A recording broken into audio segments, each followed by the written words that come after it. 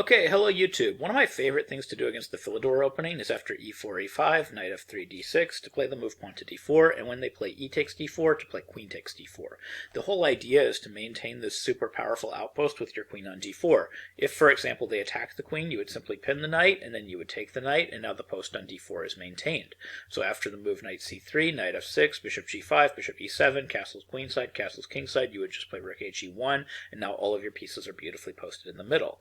After rook e8, you would simply follow this really famous game between Anderson and Paulsen, played in Vienna in 1873, which continued with king b1, bishop d7, bishop f6, e5, bishop to e7, and then knight d5, bishop f8, and now you can get away with e takes d6, because there is not going to be a bishop takes d6 because of knight c7 with major advantage. You're taking advantage of the fact that you have this huge amount of stuff going on all along this d-file, and that effectively there is going to be a pin against this bishop and against this queen.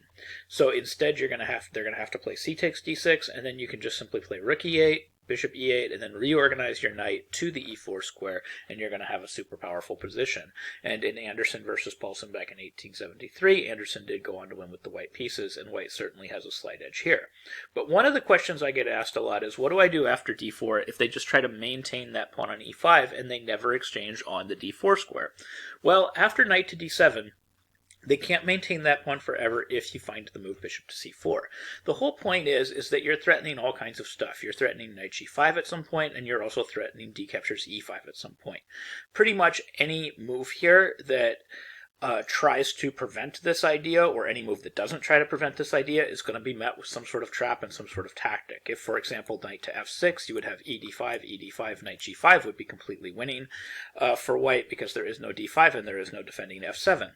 If we try to cover the g5 square somehow, like if we immediately try to cover it with our bishop, which seems logical since we're developing a piece, then we could play ed5, d takes e5, and then the d5 square is open, we can play queen d5, and we're hitting f7, and this position is impossible to defend. If, for example, knight h6, we would simply take, and now you have to give up that knight and castle, and now black is down a whole piece.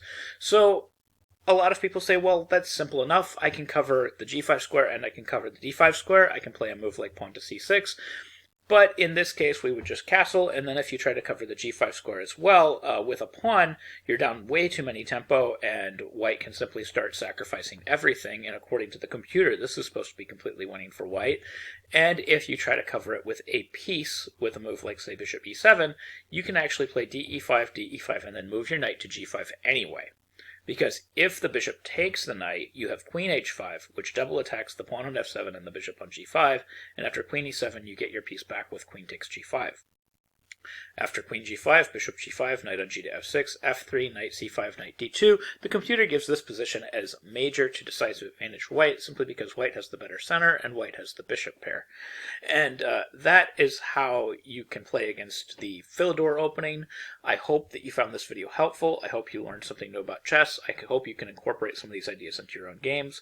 Please hit that like button, hit subscribe, click on your notification icon. Thank you very much for watching.